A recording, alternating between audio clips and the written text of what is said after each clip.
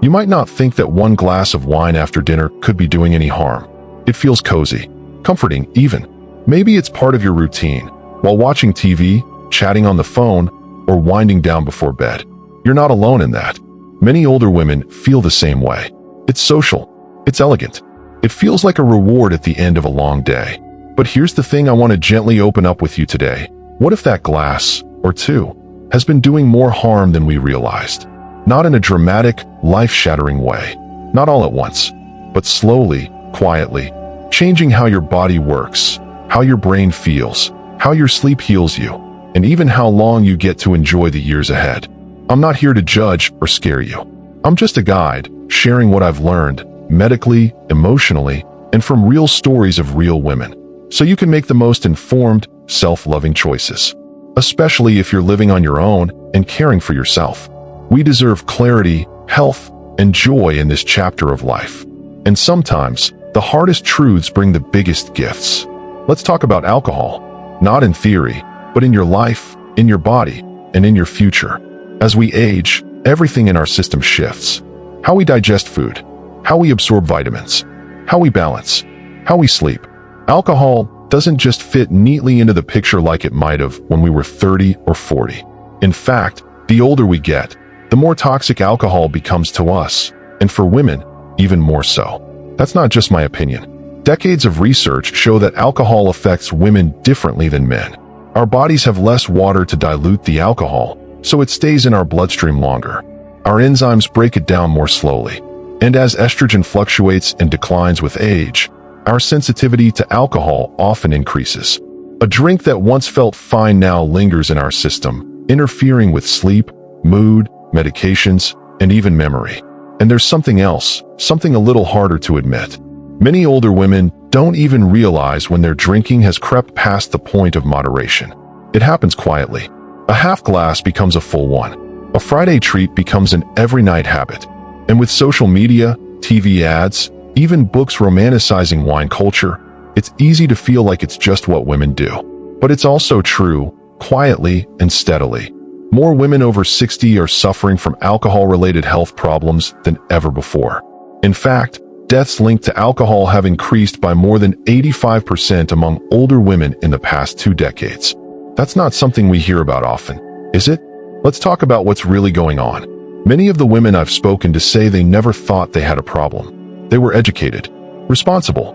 They raised children, held jobs, paid bills, took care of loved ones. They were the strong ones. But underneath that strength was a weariness. Sometimes loneliness, sometimes grief, or anxiety, or a sense that no one really sees them anymore. And a glass of wine helped take the edge off, until one glass wasn't enough. Take Karen, for example. She's 67, widowed for 5 years, lives alone in a quiet suburb. She started drinking a small glass of wine after dinner to feel less alone. It helped her sleep, or so she thought. But over time, that glass turned into 3. Her sleep didn't improve. Her mornings felt foggier. Her blood pressure rose. She started having dizzy spells.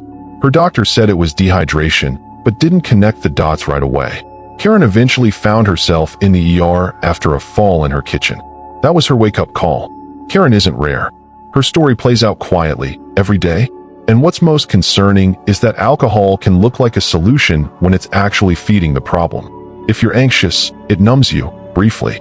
But long-term, it increases anxiety. If you're sad, it distracts you, but then lowers your mood more. If you're tired, it might make you drowsy, but it blocks the kind of sleep that restores you. And then there are the medications. So many older adults are prescribed drugs for blood pressure, cholesterol, sleep, arthritis, depression. Alcohol can interfere with nearly all of them. Even a small amount can amplify side effects or reduce effectiveness. But since no one told us clearly, or we brushed it off, we keep mixing the two. Have you ever noticed that your tolerance isn't what it used to be? That one drink hits you harder now? That your balance feels a little off? That you're more forgetful after a couple of glasses? That's not just age. That's alcohol compounding the effects of aging.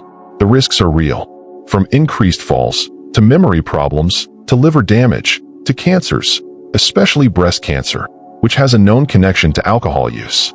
It's not just about the liver anymore. It's about our whole system. Now, I know this is heavy, but you're still here with me. and that says something about your strength. So let me tell you this. It's never too late to change your relationship with alcohol, and you don't have to go it alone. One of the most powerful tools many women have used is a dry month. Just 30 days alcohol-free. Not forever. Not a huge commitment. Just long enough to let your body show you how it actually feels without it. Some women say that first week is rough, sleepless, irritable, even surprising. But by week 2 or 3, something shifts. Their skin looks better. Their digestion improves. They sleep deeper. They wake up clearer. Some even say their arthritis feels better. And emotionally, they feel stronger, more in control, more alive. Of course, some of us try that and realize we're more dependent than we thought. That's okay too. That just means it's time for more support. Whether that's talking to a doctor, finding a group, or reaching out to someone you trust. There are so many ways to gently transition out of habitual drinking. You can start with non-alcoholic drinks that still feel special. Herbal cocktails, sparkling water with berries, warm cider with cinnamon. You can set a pause rule where you wait 15 minutes before deciding to drink, and often the urge passes. You can keep a journal to track how often and why you're drinking. And you can begin to notice, are you drinking out of boredom, loneliness, celebration, habit? The awareness alone is empowering. And if you do choose to keep drinking, that's okay too. But make it intentional. Stick to the recommended limit. No more than 1 drink a day, and never more than 7 per week. Make sure your doctor knows. Review your medications. Drink water in between. Eat before and after. Avoid drinking alone. All those little shifts can make a big difference. And here's something else, maybe the most important part. The opposite of drinking isn't restriction. It's connection. Many women drink more as they get older, not because they're addicted, but because they're isolated. Because the evenings are long. Because no one is calling. Because the house is quiet. Because it fills time and space and emotion. But you can fill those same spaces with something far more nourishing. Some women rediscover painting. Others join walking groups. Some start volunteering or mentoring younger women. Others pick up an instrument or a garden trowel. Anything that brings your hands to life and your heart into motion. Those are the things that truly heal. And when you do that, when you reconnect to what makes you feel alive, you may find that you don't miss the glass at all. I'll pause here for a moment, because in the next part, we're going to look even deeper into what alcohol does to our brains, our sleep, and our emotional resilience.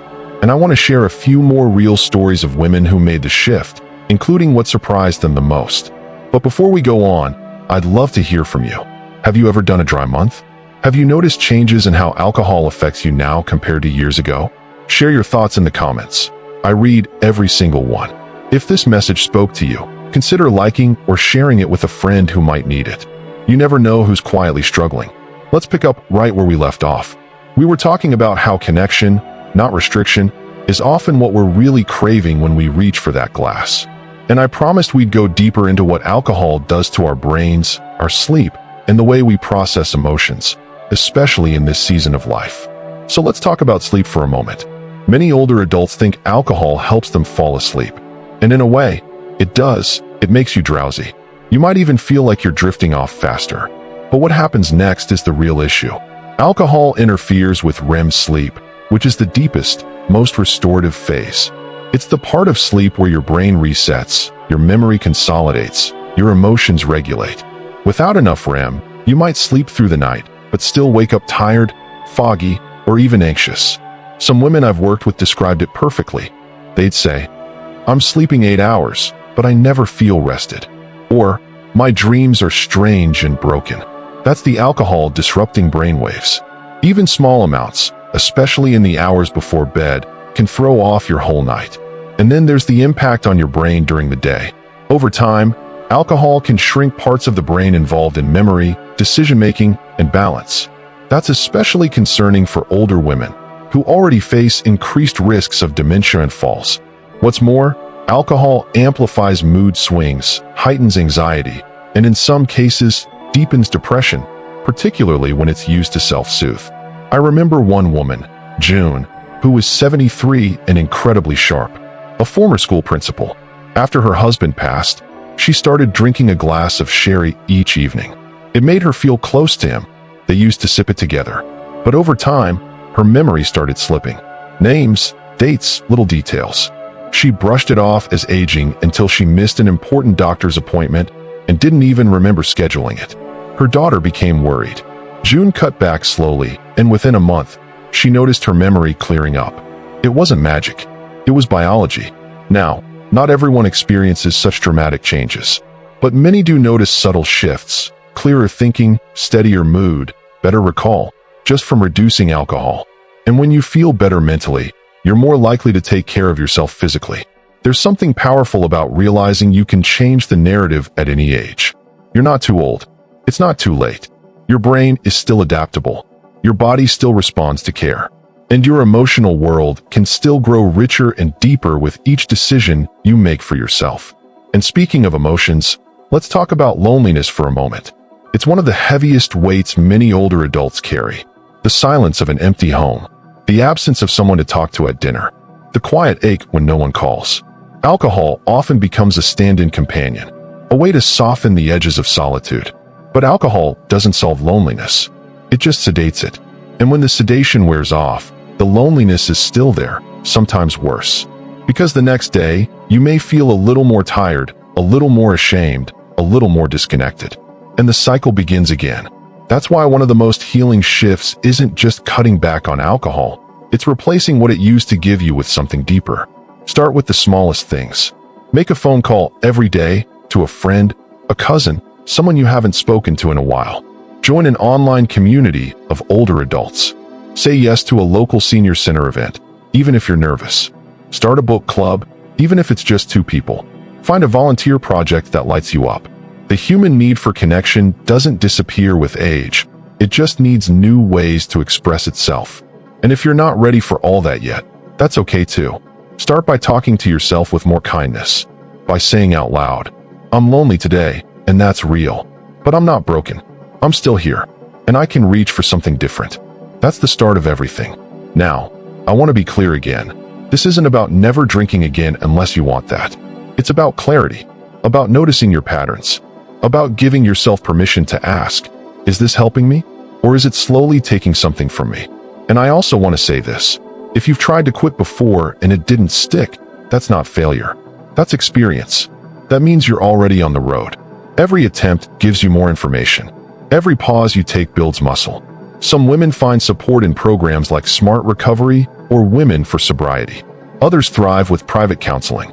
Some prefer quiet accountability with a friend. And some simply begin by reading, learning, and observing, just like you're doing right now. There's no one-size-fits-all path. But the destination is the same. More clarity, more control, more energy, more joy. So let me leave you with one final story. Doris is 78. Lived alone since her husband died over a decade ago. She used to drink whiskey every night. She called it my nightcap. But one night, after feeling dizzy and dropping a glass, she sat down at her kitchen table and asked herself a question she hadn't considered in years. What am I still holding on to? She started writing again, poetry, actually. She joined a free workshop through her local library. And slowly, her evenings began to fill with something more meaningful. It wasn't always easy, but it was honest. And now, she says she hasn't touched alcohol in over 2 years. Not because she can't, but because she no longer needs it. That's the thing. When we begin to give ourselves what we actually need, rest, connection, expression, meaning, the urge to self-soothe with substances often fades on its own. So wherever you are today, with a drink in your hand, or one in your fridge, or none at all, I just want to say, you are not alone. You are not weak. You are not behind. You are right where you are, and that is the perfect place to begin. Now I'd love to hear from you. Have you ever felt like alcohol became a habit you didn't question? Have you tried stepping back? What helped you most? Let's talk in the comments. Not just to share, though that matters, but to help someone else feel seen, maybe for the first time. And if this video resonated with you, give it a like, or share it with someone in your life who might need a gentle nudge. It might open a door for them the way it's opening one for you. And if you're not quite ready to talk about it yet, that's okay too. Just know, I'm here, quietly, gently, always ready to walk with you whenever you're ready. Until next time, take care of your mind, your body, and your precious self. You matter more than you know.